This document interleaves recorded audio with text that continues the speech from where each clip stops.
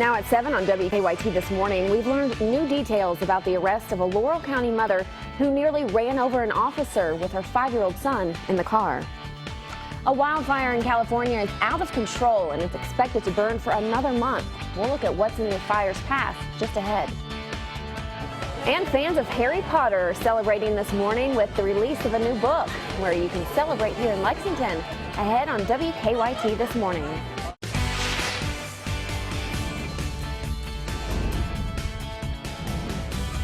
This is WKYT This Morning.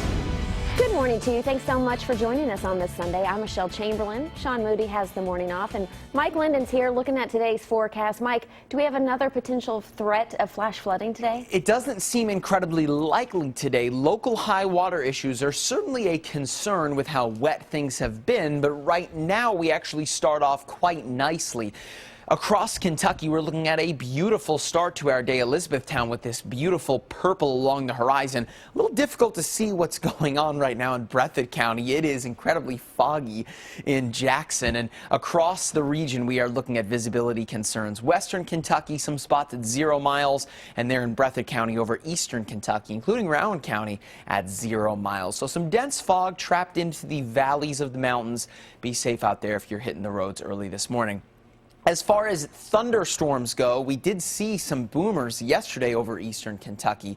But right now, all that we're looking at is over Cumberland County and Clinton County this morning. Just some heavy rain. That'll be the thing. If we do see rainfall today, it does have the potential to be heavy at times.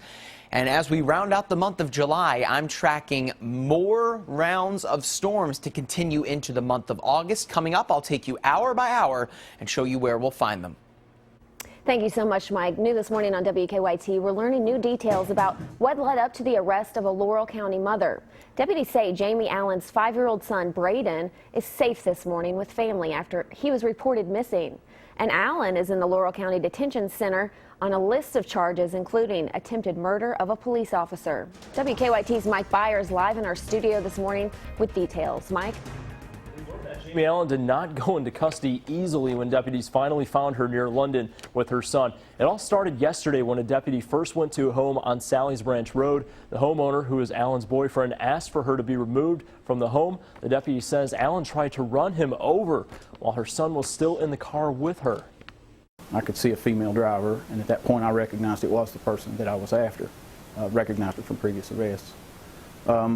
I yelled several times to stop, stop, stop. At this point, I was in the middle of the road. She sped up and began coming directly at me. After 10 o'clock last night, deputies say they found Allen at a home on Langnau Road with her son. That about 10 miles east of London. Officers say Allen pulled a knife on the deputy she tried to run over earlier in the day. We're told she also hit and kicked that deputy before she was arrested. Deputies arrested 2 people on charges on hindering prosecution or apprehension. Allen's boyfriend, Dustin Morgan, was arrested at his home on Sally's Branch Road. Deputies say Terry Dodd let Allen stay at her house on Langnau Road, knowing she was wanted on several felony charges. Allen faces a long list of charges, including attempted murder of a police officer, fleeing police, and wanton endangerment. Her son Braden is with his biological father this morning. Live in studio, Mike Byer, WKYT. Thank you so much, Mike. The search is over for a man wanted for a string of crimes in several eastern Kentucky counties. Timothy Lawson is now in custody in Clay County. Deputies there started looking for him for a parole violation. Now, during their search, investigators say Lawson stole nearly a dozen cars in Clay, Owsley, Perry, and Leslie counties. The Clay County Sheriff says they got a call from someone saying Lawson was at their home yesterday. They kept him there until deputies arrived. Investigators say Lawson admitted to being on drugs while committing those crimes. Just pretty much strung out on drugs. A lot of those crimes, after interviewing, he has very little knowledge of even committing. The sheriff says in just Clay County alone, Lawson faces armed robbery, kidnapping, and theft of an automobile. And in Fleming County, state police are investigating a crash that killed 2 people. Troopers say 2 vehicles collided head-on along Kentucky 11 near Sherburne. Shane Day and Robin Willoughby were pronounced dead at the scene. A passenger in Willoughby's car was taken to UK Hospital with non-life-threatening injuries. Troopers have not said what caused the crash. And we've learned that a Lexington cook arrested last week while on a plane in Charlotte has been fired from his job. Our partners at the Herald Leader say Michael Kerr used to work at Portofino. Investigators say last week Kerr attacked a flight crew on a plane that was going from Lexington to Charlotte. They say Kerr was impatient to get off the plane after it had landed and ignored orders to stay in his seat. Kerr is expected back in court tomorrow for a detention hearing. It's the deadliest accident of its kind in recent U.S. history. A hot air balloon caught fire and hit the ground in central Texas, killing all 16 people on board. Federal investigators say it happened near Lockhart. They say the balloon may have hit power lines before the crash. The FAA and the NTSB are investigating the incident. Officials say it will take several days to collect evidence and interview witnesses. According to the NTSB, the highest number of fatalities in a single hot air balloon crash in the U.S. before this was 6. This morning in California, more than 5,000 firefighters are battling the week-old wildfire that's expected to burn until the end of August. So far, 57 homes have been destroyed and 2,000 more are threatened. Carter Evans has the update from Los Angeles. Out of control near the coastal resort town of Big Sur, burning in steep, rugged terrain, the Soberanes fire has scorched more than 51 square miles of Northern California in just 1 week. More than 5,000 firefighters from across the region are already on the scene. A contractor was killed earlier this week when the bulldozer he was operating on the fire line rolled over. So far, at least 68 structures have burned, most of them homes, and 2,000 more are threatened in what would normally be peak season for Big Sur business operators like Kirk Gaffill. We're juggling accommodating staff who've lost housing and trying to assist them because of the fire in terms of what their needs are, as well as preparing the property in preparation for the fire if it starts to come in our direction. Big Sur stretches along 85 miles of Northern California coastline, and it's one of the most popular tourist destinations in the U.S. with more than 3 million visitors a year. But many are canceling trips after fire officials warned it could be a month before the flames are under control. So even at high season, the River Inn has some empty rooms, according to manager Rick Aldinger. We get a lot of day business here too, a lot of people just traveling through Big Sur, and that's certainly decreased. We see that in the restaurant and in the general store market sales. Even worse than the lost business is the potential loss of this community, as the fire seen in this time-lapse video grows closer to the historic Pacific Coast Highway along one of the most scenic drives in the country. Authorities expect the fire to grow 5 times bigger over the next few weeks, burning 265 square miles. That's an area larger than the city of Chicago. Carter Evans, CBS News, Los Angeles.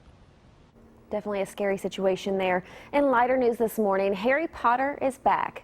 Nearly 10 years after J.K. Rowling's latest installment, World of Wizarding fans are rejoicing for a new book in the beloved series. Harry Potter and the Cursed Child released at midnight last night. The date happens to be both the series creators and Harry Potter's birthdays. The book is a script to a play, The Cursed Child, that is currently running in London. If you missed the midnight festivities, the Barnes & Noble in Hamburg is hosting a celebration for the release. The event starts at 9 o'clock this morning, and there will be a Harry Potter themed activity going on all day in the store. So we're just getting started on your Sunday morning here on WKYT. There is plenty of ahead, that is. Millennials are changing the way people enjoy the great outdoors. We'll find out how ahead on WKYT this morning. And it's not fast food, but it sure is fancy. We'll take a look at a trendy new London restaurant that's the first of its kind. That's coming up after Mike's forecast. And we are still talking about the potential for storms as we round out the month of July. Coming up, I'll take you hour by hour, round out the month, and take you into August with what looks like a stormy pattern ahead of us. Now, your hour-by-hour forecast with Mike Linden. Good morning. July 31st is here. It has been a wet end to the month, and it looks like today will be hit or miss to add on to that total. Right now, if we look across Kentucky, most spots enjoying a pretty nice start to the day. Elizabeth Town, a gorgeous look at the horizon. But how about Breathitt County? A little difficult to see this morning in Jackson. Normally, this is the prettiest view that we have to show you, but right now, not exactly the same. Some dense fog out there. Here in Lexington along the horizon, the fog not nearly as thick. We can actually see some blue in the sky this morning, so things are starting out a little better than compared to where we were yesterday. If we look across the state for active weather, well, we can find it in Clinton and Cumberland counties. So if you're heading to the lake this morning, well, it looks like the storm isn't there quite yet, but we are in fact finding some heavy rain, even some lightning, and not long ago finding some very small hail out of that storm over on the Tennessee side of things. Now, the key to today's forecast will be this cold front sitting over the bluegrass state. As it digs deeper into the south, that is going to trigger some thunderstorms, but it will also pull in more active weather for tomorrow. Right now, temperature-wise, the low 70s and upper 60s, a comfortable start as we get our morning started. Into your afternoon, more of the same, getting back into the mid-80s for our daytime highs out there, and it looks like thunderstorms are likely to stay with us as we head into the second half of our day. They'll be popping up much like yesterday and hanging with us as our day rolls on. Check out your hour-by-hour forecast. We'll work our way into the afternoon today, and you can essentially see where that front will be as we head into the afternoon today, cutting across the bluegrass. Look, you can see the clouds here on the eastern side along with the precipitation, but just to the west of it, a very well and clearly defined area where things are a little clearer and drier. That's where the front will be sitting this afternoon, right around 2, 3 o'clock. If you're on the eastern side of that front, which is most of southern and southeastern Kentucky, thunderstorms, potentially bringing some heavy downpours, are possible as we work our way into the second half of the day. As that front exits to the right of us, you can still see it there hanging over the eastern side. It's going to pull in yet another storm system. This is looking like a more organized storm system as we work our way into Monday afternoon. This is right around 2, 3 o'clock, and while the model seems to think that this storm is going to fall apart, it's still likely to bring us heavy rain at times right along that I-75 corridor there, pushing into Monday afternoon. Into the evening hours, things do get a little spottier, but regardless, it looks like more of the same on Tuesday as yet another storm gets pulled in by that cold front and hangs with us as we head into Tuesday evening. As far as your week ahead of us goes, well, temperature-wise, things will be right around where we should be normally, the mid to high 80s. Thunderstorms are likely to kick off the month of August, as you just saw, on and off, and it really is going to be hit or miss as far as the heavy downpours within those thunderstorms are concerned. But today, not as widespread as what we saw yesterday, Michelle, but if you do see a thunderstorm, particularly in southern or southeastern Kentucky today, the potential is there for heavy rain, at least for a short period of time. That's good news. And we have a story ahead that I think you're going to be really excited about. Oh, let's see. You're a food guy. The 3D printed food revolution is here. But if you want to be part of it, you'll have to be ready to dish out some cash. Well, news to me that the revolution is here. This is in London. It's called Food Inc. And if you don't know what a 3D printer is, it's actually a printer that can print objects in 3D. And I guess this restaurant is using it to print a 9-course tasting menu that'll only cost you $330. Oh, that's not too bad, right? So again, it's printed. You can see it in action there, and really you can enter in any design you want into a computer and the printer will print it for you. But it's not just the food here, it's the chairs, plates, the cutlery, and even the flower vases too. So to make the concept work, they basically have to not only have a chef, but a designer to make up the food designs, and then an engineer to make the 3D printer work too. We take the food, and it can be anything you want, as freshly prepared or locally sourced as you want, as healthy as you'd like, and we make it into a paste or a puree in a blender or even by hand. And then it goes in these cartridges, and the printer moves very precisely. Now, organizers say just after 7 minutes after opening the booking process, all 30 seats for the 3-night pop-up sold out. Each evening they host just 10 guests. So it'll only be there for a couple of days, Michelle, but I think that's incredibly cool. Yeah, and the food is beautiful. So my question to you is, would you pay the $300 to eat at this revolution of a place? No. You wouldn't? No. You're a food guy. Yeah, I mean, if you're going to play with your food, I guess I can do it for myself, not have to pay $330 to do so. Good point there, Mike. So we've got another interesting story for you when we come back. 1 in 3 Americans went camping last year, and it's a growing trend with young people. That story's coming up on WKYT this morning. Welcome back to WKYT this morning. A report says nearly 1 in 3 Americans went camping last year. People from more than 1 million households camped for the first time, and nearly half were millennials. But this generation is changing the way people enjoy the great outdoors. Here's the story. All right. For these 10 friends looking for the perfect camping spot, nothing beats Catalina Island, which sits about 20 miles off the California coast. Millennials are looking for unique destinations. We'll go the extra mile if it affords us an experience that not everyone else is having. Travel blogger Trevor Morrow camps around the world, regularly posting pictures for his more than 8,000 Instagram followers. Like many millennials, part of what drew him to this campsite were the amenities. The island campground provides all the basics like tents and stoves, along with stand-up paddleboards and kayaks. It also provides easy access to Wi-Fi. For those people that say, this is not camping, how do you respond to them? I say camping can be whatever you want it to be. Campgrounds of America, the world's largest system of privately held campgrounds, is now redesigning some of their nearly 500 North American campgrounds to include features younger campers value. Sites like GetOutfitted.com offer weekend gear rental. Other startups like HipCamp, an online Airbnb type rental, make it easier for users to find and reserve unique spots. I say wherever you feel comfortable in the wilderness, as long as you get outside and enjoy nature, I just say go for it. Making this the next generation to discover what makes the great outdoors so great. Mireya Villarreal, Catalina Island. Hey, I say if you're sleeping in a tent, that's camping to me. There's still more coming up on WKYT this morning. Sports is next.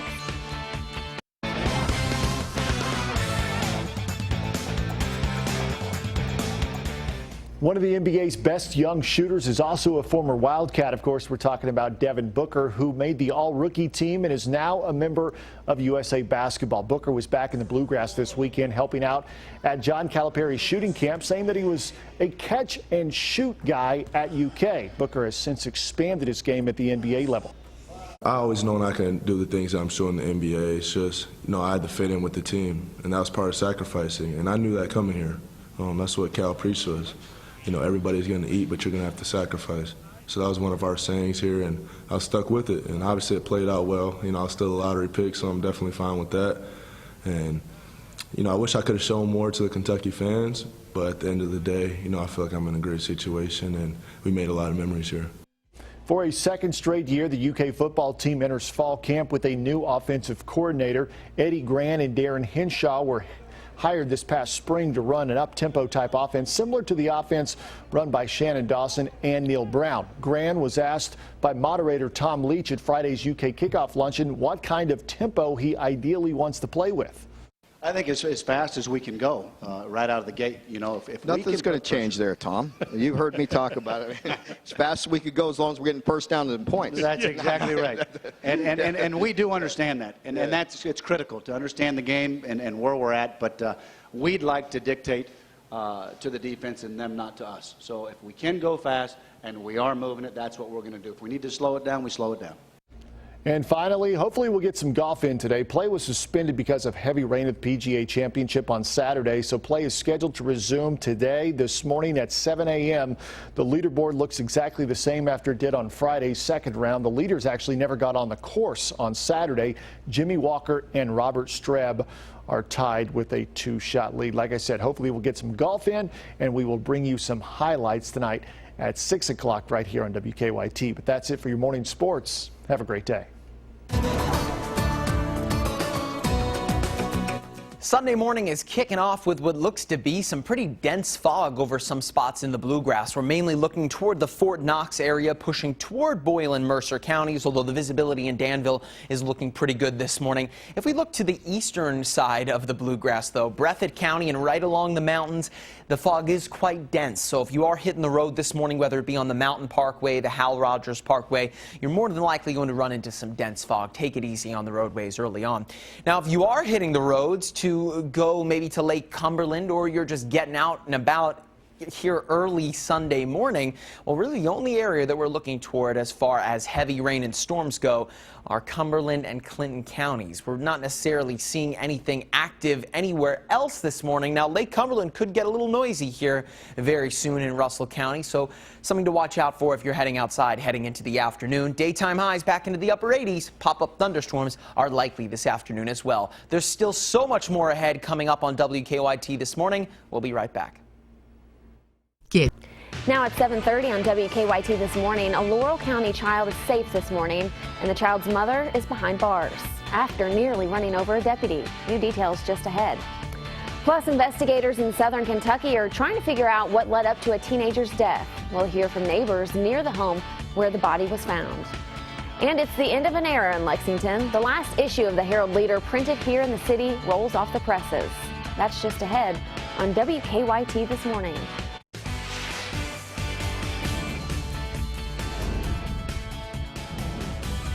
This is WKYT This Morning. Good Sunday morning to you. Thanks so much for joining us. I'm Michelle Chamberlain.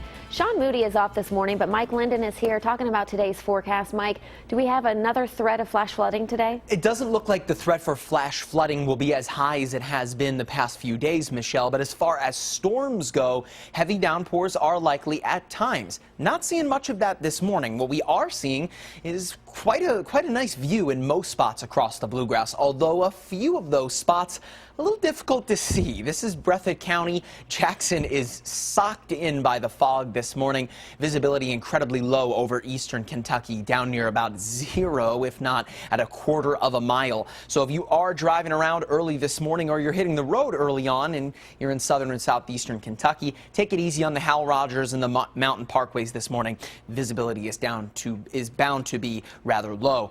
That active weather this morning is over southern Kentucky, and it is very isolated. We're mainly looking at Clinton County this morning, looking at the heavy rain, even some lightning right over the Tennessee line there.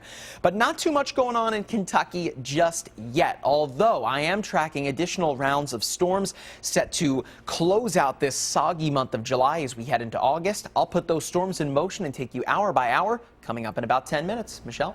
Thanks so much, Mike. We're learning new details about what led up to the arrest of a Laurel County mother. Deputies say Jamie Allen's 5-year-old son Braden is safe this morning with family after he was reported missing. And Allen is in the Laurel County Detention Center on a list of charges, including attempted murder of a police officer. WKYT's Mike Byers live in the studio with more details, including we're getting information, Mike, that this was not an easy arrest. That's absolutely right, Michelle. Jamie Allen, she's behind bars, but we've learned she did not go into custody easily when deputies found her near London with her son. It all started yesterday when a deputy first went to a home on Sally's Branch Road. The homeowner, who is Allen's boyfriend, asked for her to be removed from the home. The deputy says Allen tried to run him over while her son was still in the car with her. Now she's looking at several felonies, including possibly attempted murder on a police officer. They found Allen at a home on Langnau Road with her son just after 10 o'clock last night. That home about 10 miles east of London. Officers say Allen pulled a knife on the deputy she tried to run over earlier in the day. We're told she also hit and kicked that deputy before she was arrested. Deputies arrested 2 people on charges on hindering prosecution or apprehension. They are Allen's boyfriend, Dustin Morgan, who is arrested at his home on Sally's Branch Road, and Terry Dodd, who deputies say let Allen stay at her house on Langnau Road, knowing she was wanted on several felony charges.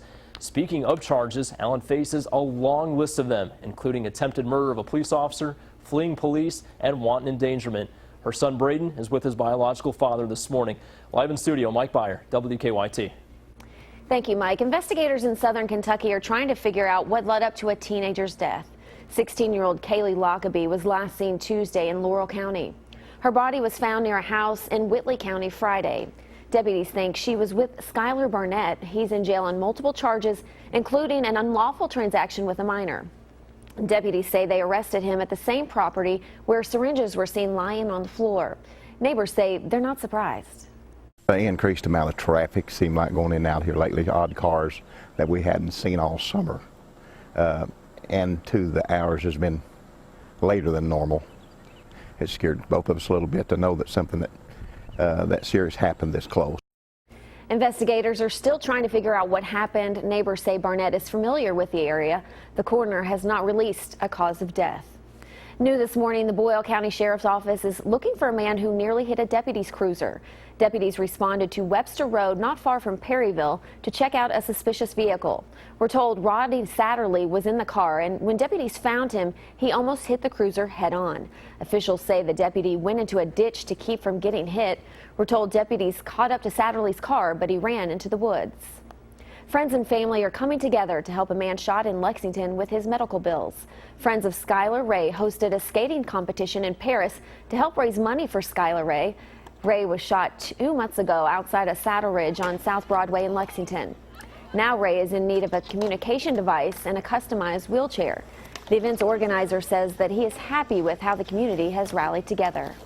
The people are a phone call away. You know, skateboarding communities, it's a really tight-knit community. So especially when they see somebody in need, everybody rallies behind that one person and comes together.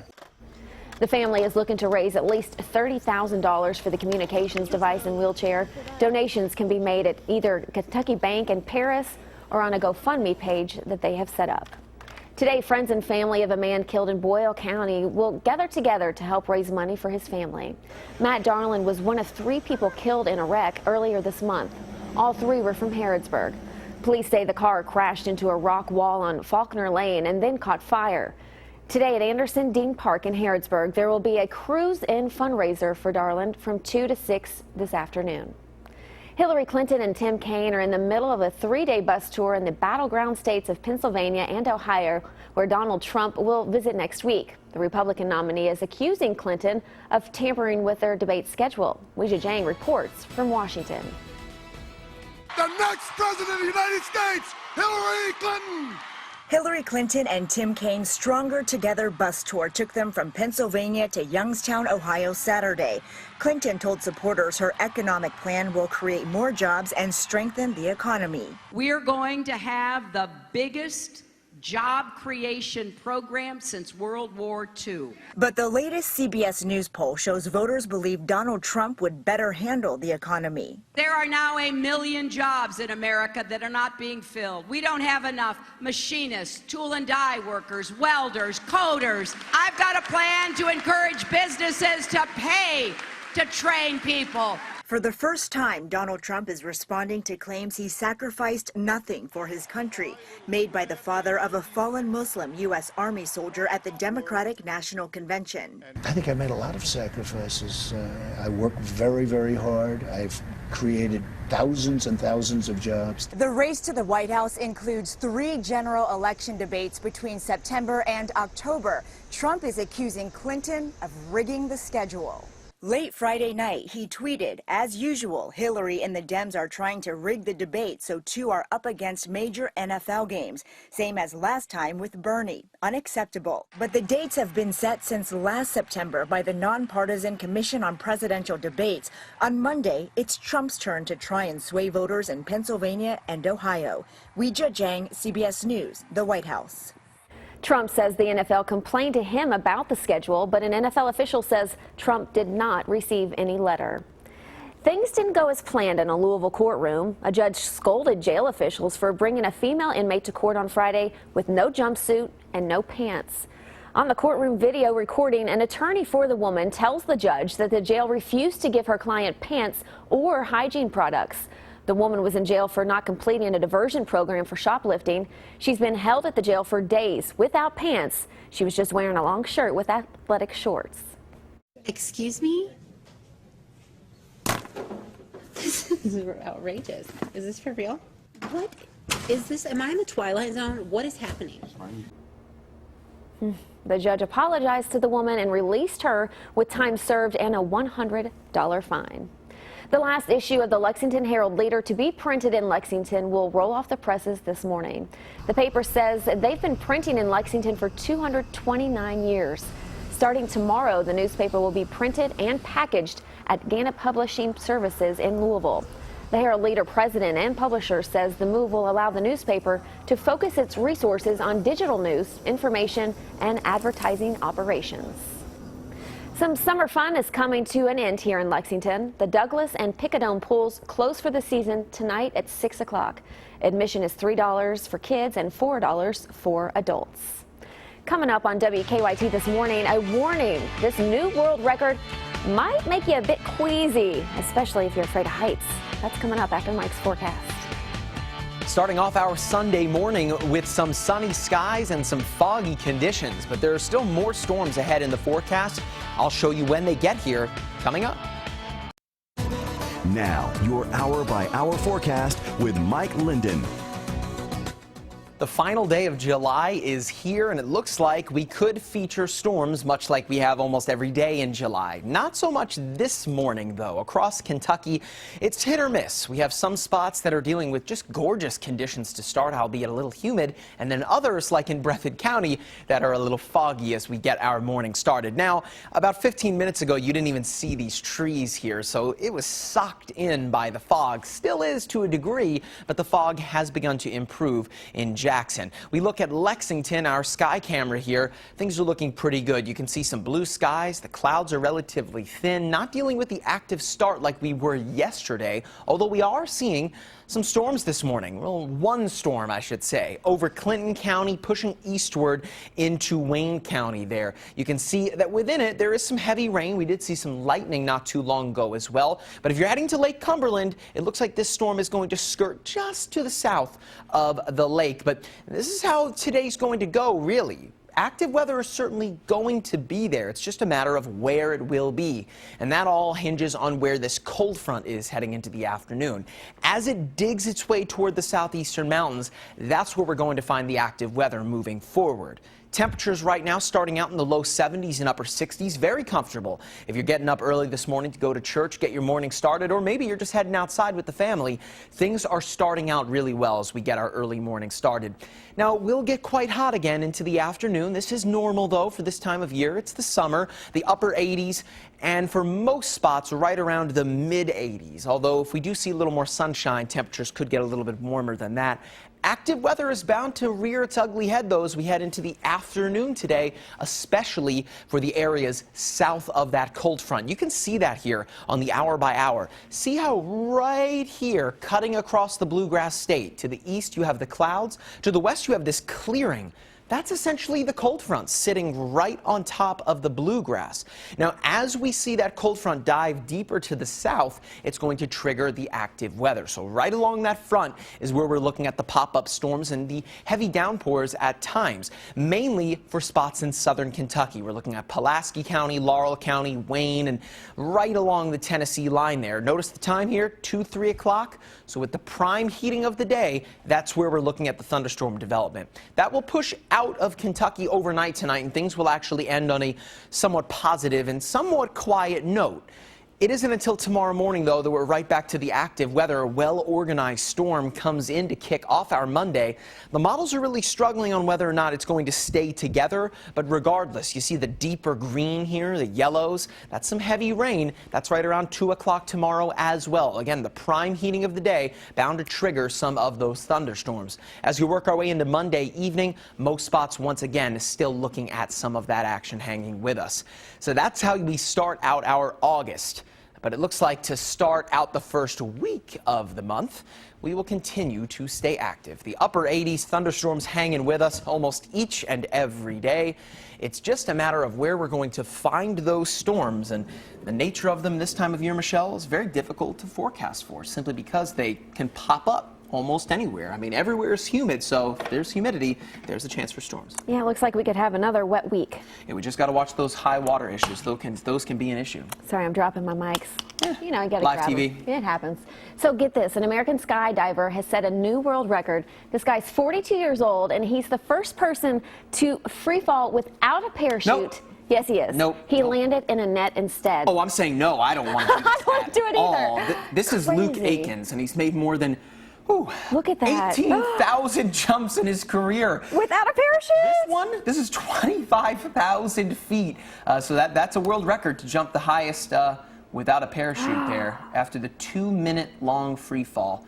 I'm sure as he was contemplating his life, he landed at the center of a 100 by 100 foot net at a ranch in California. He spent 2 years training for the jump, and you could say skydiving was in his blood. I mean, his father and grandfather, Michelle, were both skydivers, and I guess they survived, so he was able to learn how to jump from them. no thank you. No, thank you, indeed. You know, when I first saw this story, I thought it happened by accident. He did this on purpose. Planes are already uncomfortable enough because I'm tall, but you're meant to stay on board an airplane, not jump out of one, especially without a parachute. But hey, he has a world record. He could put a plaque on the wall, I guess. And that video definitely wakes you up this morning, right? No kidding. So there's still more news to come when we come back. Good morning. I'm Bill Bryant, hoping you're having a nice weekend. U.S. Senator Mitch McConnell has been a Kentucky senator longer than anybody else in history, and he indicates he'll seek another term in 2020. In an interview with me for this weekend's Kentucky Newsmakers, we also talk about a range of issues and about the presidential race. Well, I run into people all the time, Bill, that say, I don't like either one of them. And if you look at the surveys, you'll see that most Americans don't like the choice. So how do you make a decision in a race like this? And here's what I tell people. If you're happy with where the country is now, you think America's doing just fine, and want 4 more years just like the last 8, then you ought to vote for Hillary Clinton, the candidate of the status quo. But if you want America to take a new path, this is really not a personality contest because apparently people are not fond of either one of them. The core issue is, are you satisfied or not? And I think in order to achieve a change in direction, you need different policies in the White House, and I'm convinced Donald Trump will be different, dramatically different from Barack Obama or Hillary Clinton. Do you, when Trump campaigns, do you take him at his word that he is for some of the things that he says he is for, and could you support those things in the Senate? Says this wall between the U.S. and Mexico is a top priority. Have you given some thought as to how much money the Congress would allocate for something like that? Well, there are parts of the border where a wall probably makes sense, other parts where it doesn't. Border security is important, and we haven't done a good job of securing the border. And to the extent that Donald Trump is more serious about securing the border than Hillary Clinton, and I think he is, I certainly agree with him. Are the political parties in somewhat of an identity crisis right now on both sides? Democrats are openly courting Republican support at their convention this week. Trump says that the supporters of the self-described socialist Bernie Sanders should go for him. Who stands for what?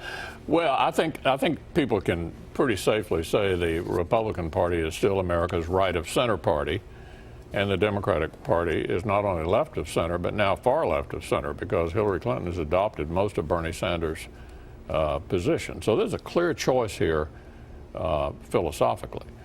In terms of appealing to the voters, there's no question that Donald Trump is after people who are losing out in today's economy. Doing particularly well with white working class Americans who've lost jobs to foreign competition. And to the extent that he's appealing to a group that frequently votes Democratic, that's different. I don't think the policies are all that different. Hillary Clinton is obviously trying to make everybody convinced that, that Trump doesn't have the temperament for the job.